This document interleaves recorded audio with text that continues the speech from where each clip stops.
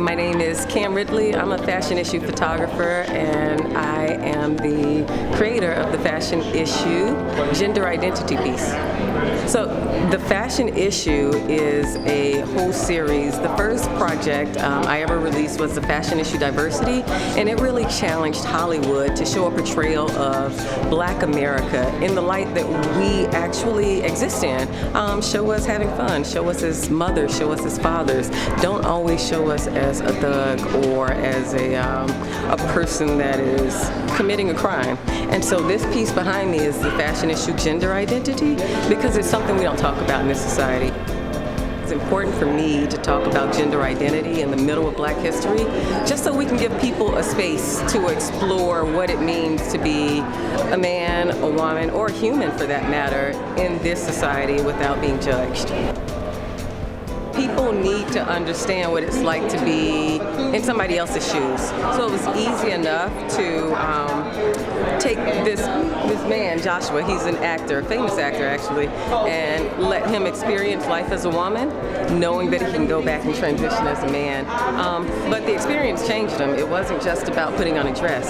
It wasn't just about him putting on a wig. It was more about empathy and having a human experience in spite of our gender, our skin color, in spite of anything that we experience. And that's all we want here. My name is Genesis Tremaine, and the name of this piece is Girl Scout. It was inspired from a tale a long time ago. I used to be a Girl Scout when I was a child, and I struggled greatly with wearing dresses. Didn't like them. They fit me well, but I didn't fit in them well. I put the green to take us back to that sort of Girl Scout space, that itchy dress that I had to wear on Saturday mornings. There's a little emblem here from my grandmother's washboard. I didn't know when I was 10 that she was washing my Girl Scout uniform each time over and over again, because I only had one on this washboard. And I tell that tale because sometimes we don't know the struggles that have gotten us over. And so I'm really grateful to my grandmother. I'm really grateful to have been a Girl Scout. Shout out to Girl Scouts everywhere. But mostly I'm grateful for that journey, and I feel really blessed to be a Black woman who understands that it's always about the journey.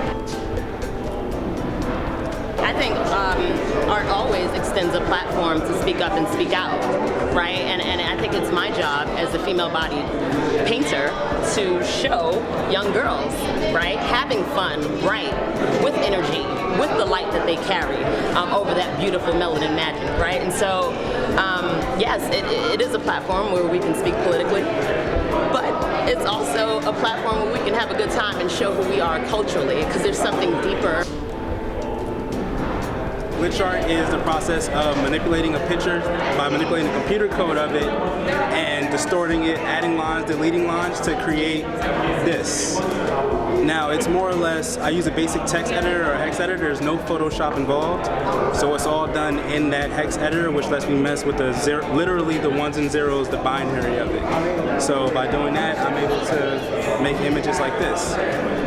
Glitch art has, the style has existed since the 60s, but in the 60s it came out of the data movement, which at that point in time they were manipulating VCR wires to create distorted images on VHS tapes, but now it's all done through literally computer code. I use C++ for the basic editing, and then I code in Python to get these colors and like the effects and everything like that.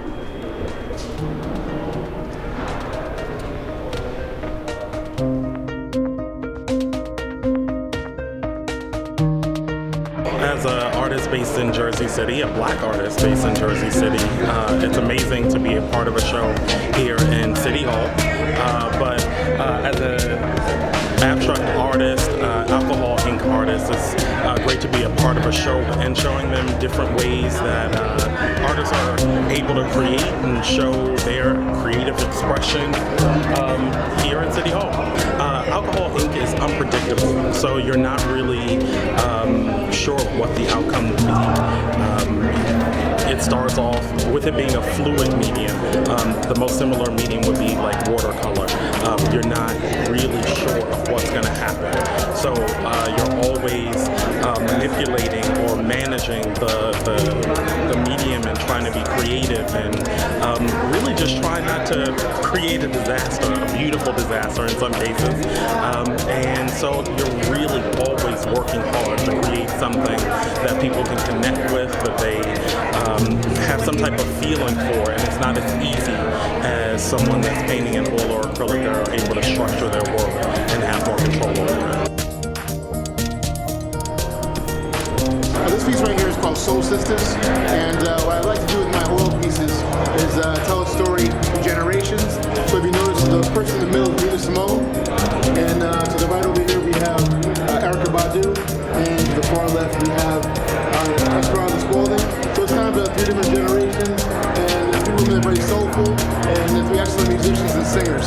So that's how I wanted to approach this piece. I do also do the same thing with athletes, trying to get different generations. So I'm trying to appeal to the father, grandfather, and the grandson, or grandmother, granddaughter, and the daughter as well. So trying to appeal to different generations. I had no idea I could paint, but I tried it, and I love it. And these are some of the pieces that I've done so far. And I hope to get better as I go along. It's been 3 years, and I'm loving it. Having my pieces in the show for Black History Month gives me great pleasure, because I want to represent Black people as much as I can, and that's why I did some pieces so I could put in the show.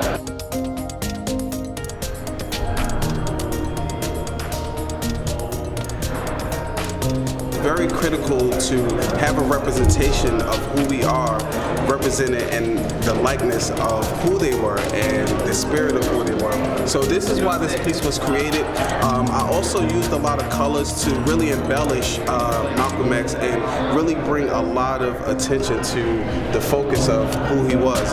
This is my means of voice. You know, as artists, I feel like a lot of times we create behind doors, we create behind the scenes, and there's never a lot of instant gratification. So when you create art that speaks for itself, the only thing that it needs is for a platform for people to see it, to actually see what it is that you're trying to communicate. And like I said, this piece is basically the upliftment of our people, our culture, our history, our rich lineage in this land. It dates far back beyond slavery. It dates far beyond what we can even imagine. But this was the inspiration behind why this piece was created.